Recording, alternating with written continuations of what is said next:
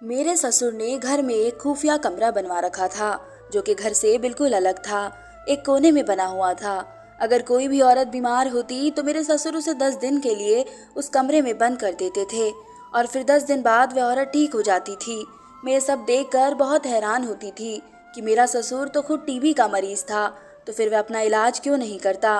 वह उन औरतों को भी तो उस कमरे में बंद कर देता है, तो फिर वह खुद भी इस कमरे में क्यों नहीं रह जाता। ये सब बातें मुझे रोज परेशान कर रही थी, लेकिन मैं अब तक खामोशी से काम लेती आ रही थी, क्योंकि मैं अपने घर के माहौल को खराब नहीं करना चाहती थी। लेकिन मेरे अंदर एक पहाड़ बन चुका था, जिसे हल करना मेरे लिए रोज मुश्किल होता जा रहा था। अब फिर थक कर मैंने आज अपने घुटने टेक दिए। आज शाम को जब एक बीमार औरत दरवाजे पर आई तो मैंने उसे बैठने को कहा और अपने ससुर को बुलाने चली गई। मेरा ससुर उस वक्त अपनी साधना में लीन था। मैंने ससुर की साधना खत्म होने का इंतजार किया और वहीं बैठ गई। मेरी सास बाहर बैठी अपने काम में मसरूफ थी। ससुर ने मुझे देखा तो मैंने कहा कि बाबा, बाहर एक बीमार औरत आई है, आपको पूछ रही है। आ रहा हूँ बेटा, ससुर ने उठते हुए कहा और कमरे से बाहर निकल आए। मैं भी ससुर के पीछे कमरे से बाहर निकली, लेकिन औरत के पास जाने की बजाय किचन में चली गई। वहां से बाहर का मंजर साफ नजर आ रहा था। मेरा ससुर उस औरत के सामने बैठा था, जबकि उसकी औरत की मेरी तरफ पीठ थी। वह मेरे ससुर से कुछ कह रही थी। ससुर सर हिलाता उठा और इस औरत को साथ आने का इशारा किया। सहन से गुजरते हुए ससुर घर के उस हिस्से की तरफ गए और उस कमरे का ताला खोलकर उस औरत को अंदर भेज दिया और फिर से ताला लगाकर बाहर आ गए। बाबा, उस औरत को खाना देना है, मैंने ससुर से पूछा तो उन्होंने मुझे नरम नजरों से देखा और नहीं में सिर हिलाकर जरूरी काम का कहकर घर से बाहर चले गए। मैंने उलझन से बंद कमरे को देखा था। आखिर ऐसी भी क्या बात है उस कमरे में, बीमार औरतें वहां जाकर ठीक हो जाती है। मैंने सोचा और फिर से सास को देखा, जो अभी तक बैठे अपने कामों में मसरूफ थी। सास की मौजूदगी में मैं कभी भी उस कमरे को तो नहीं जा सकती थी। मुझे रात तक इंतजार करना पड़ेगा। इतने में मैंने अपना सारा काम खत्म कर लिया और मैं कमरे में आ गई। बाहर दरवाजे पर दस्तक हुई तो मैं दोबारा उठी और बाहर आ गई। गुजरते हुए मैंने देखा कि दरवाजा खुला तो सामने मेरा पति खड़ा था। वे अंदर आए और अपनी माँ के पास बैठ गए। मैं भी पानी लेकर वहीं पड़ी कुर्सी पर बैठ गई थी। पापा किधर है?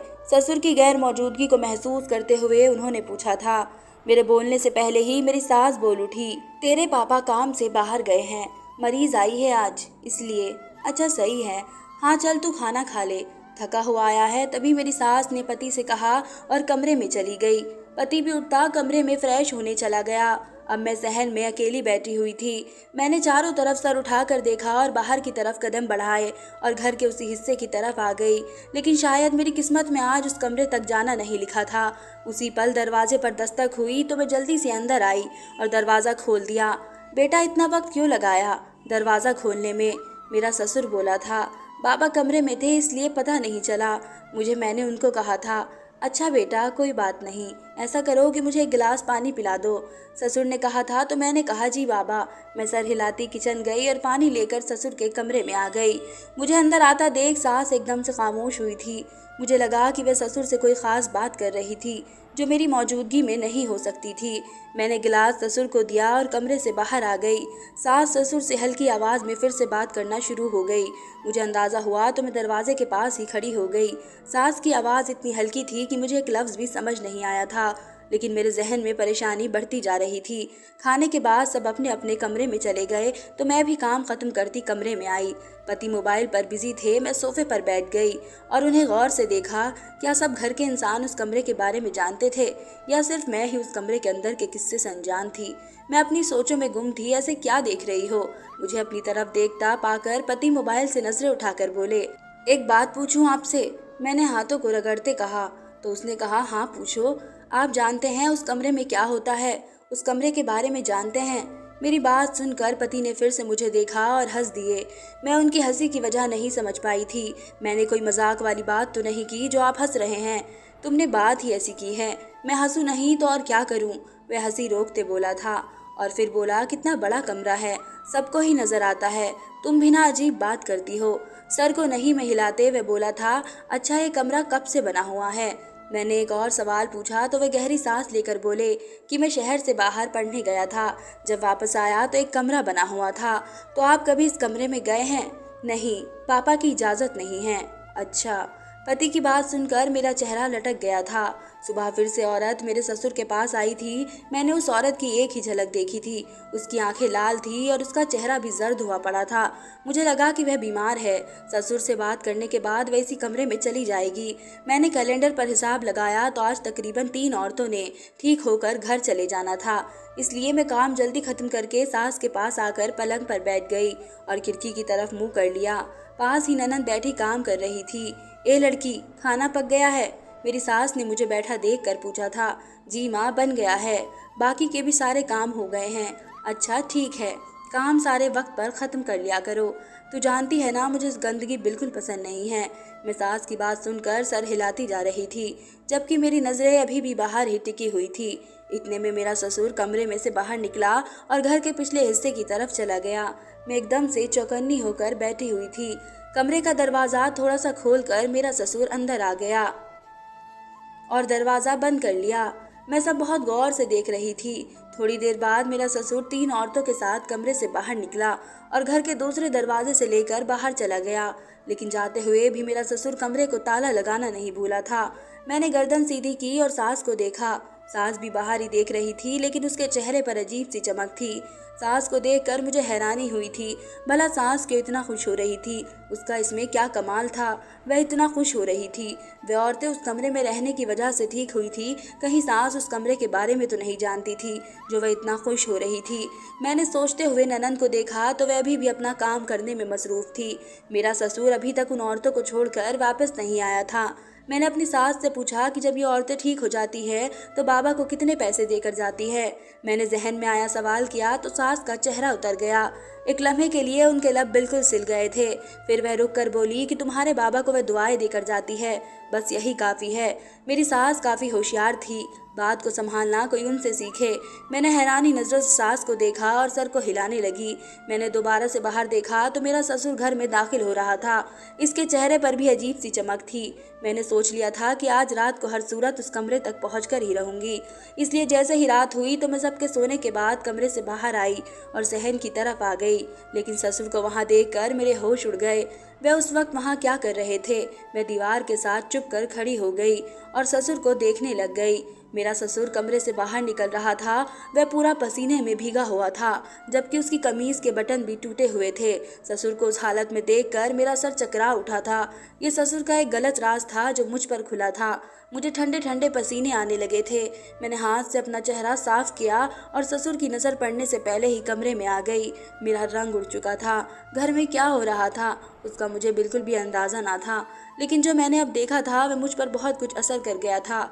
मैंने एक नज़र सोए हुए पति को देखा कि वाकई उसे कुछ भी मालूम न था या फिर वह भी सिर्फ अनजान बनने का ड्रामा कर रहा था। पति को लेकर भी अब मैं शक में गिरफ्तार हो चुकी थी। मालूम नहीं कौन सच्चा था और कौन झूठा था।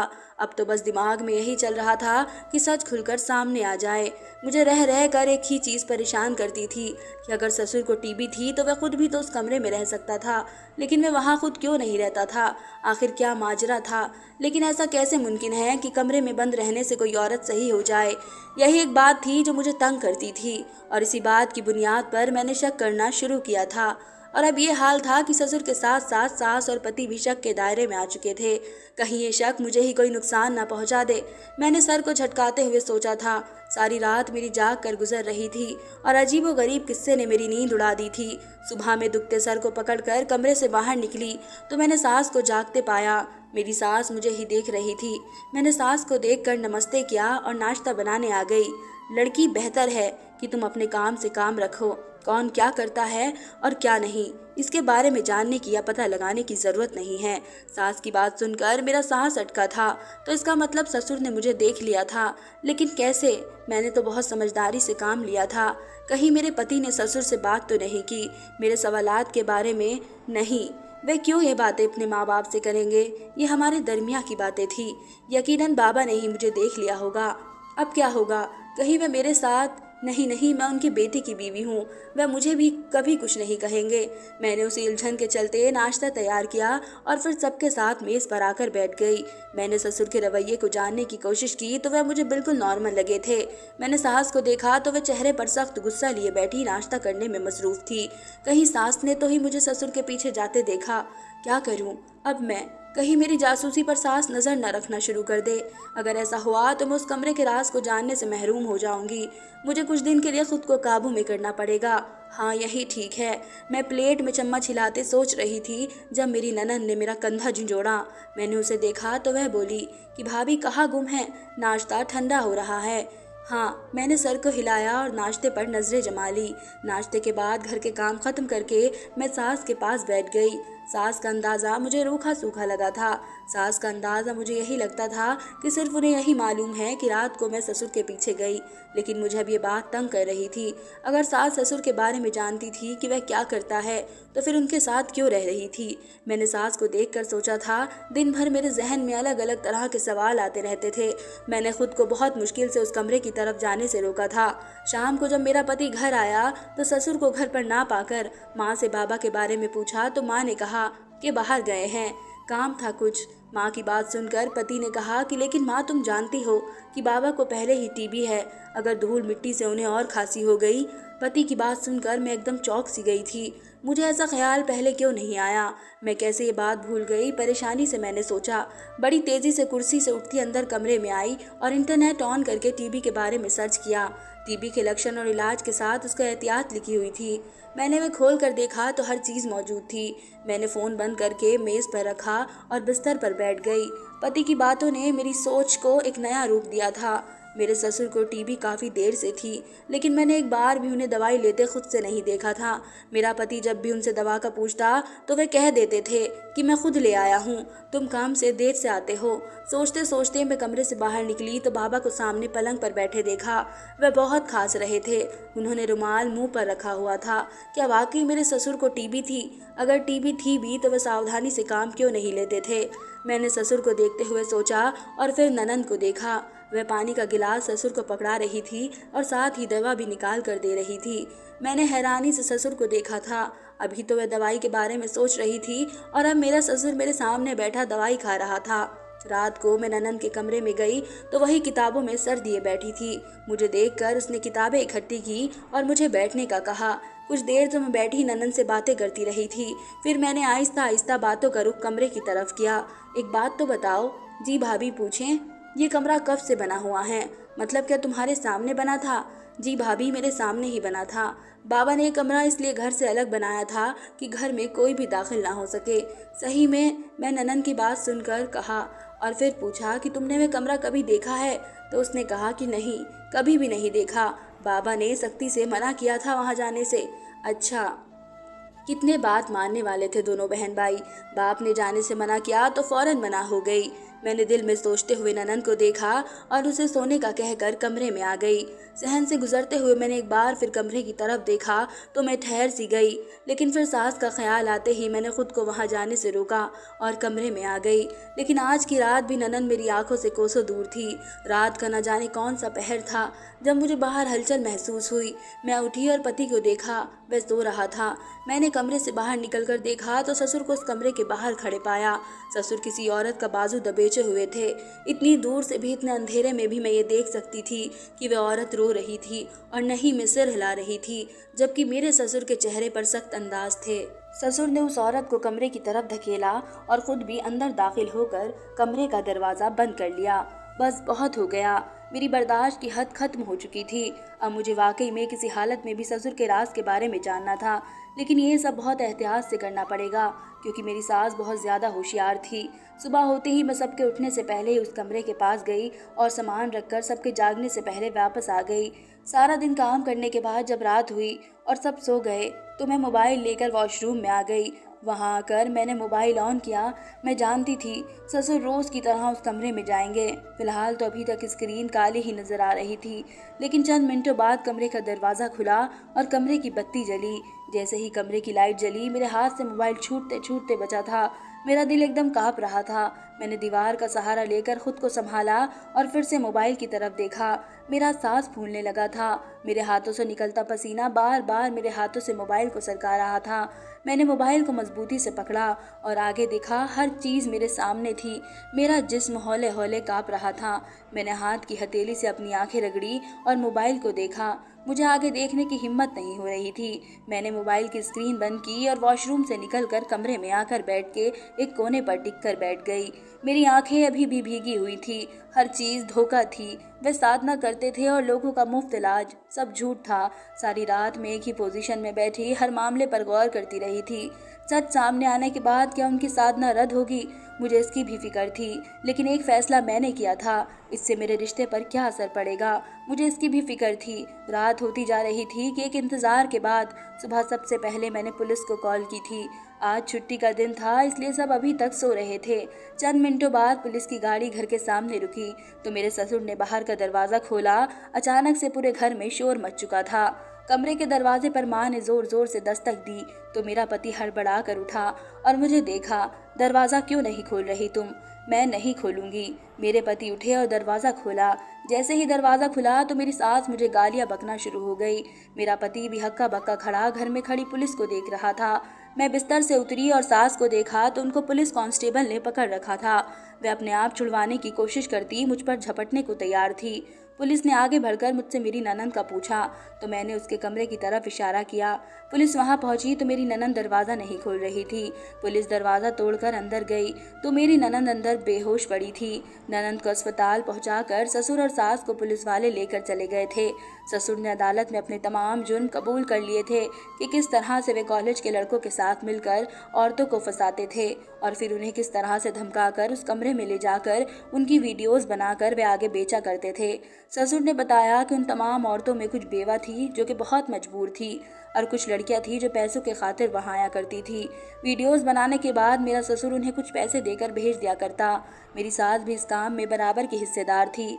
ससुर ने यह भी बताया कि उसे कोई टीवी नहीं थी। ये सब तो एक बहाना था ताकि किसी का भी उस पर शक न जाए और सबको यही लगे कि वह खुद भी बीमार है। ससुर ने जो भी उन औरतों के साथ किया था उसका अंजाम ये हुआ था कि गिरफ्तारी से एक रात पहले ससुर के साथ काम करने वाले लड़के ने होश में आकर ससुर की बेटी के साथ गलत काम किया था, जिसकी वजह से वह दिमागी तौर पर पागल हो गई थी। ससुर और सास को सजा होने के बाद मैं पति और ननंद को लेकर किसी और शहर आ गई, क्योंकि मैं नहीं चाहती थी कि मेरे बच्चे एक ऐसे माहौल में परवरिश पाए जहाँ पर उनके दादा के गुनाहों के बारे में हर कोई जानता हो। मेरा पति शुरू शुरू में मुझसे बहुत नाराज़ रहता था क्योंकि मैंने उसके माँ बाप को जेल जो पहुँचा दिया था। मैं समझ सकती थी उसकी नाराज़गी की वजह, वो एक बेटा था और माँ बाप या फिर औलाद जैसे भी दोनों एक दूसरे के ऊपर पर्दा डालने की कोशिश करते हैं। लेकिन फिर वक्त गुजरने के साथ साथ सब ठीक हो गया। पति ने भी ये बात समझ ली थी कि मैंने जो भी किया वह ठीक किया था। धन्यवाद दोस्तों। उम्मीद करती हूँ आप सबको मेरी ये कहानी पसंद आएगी।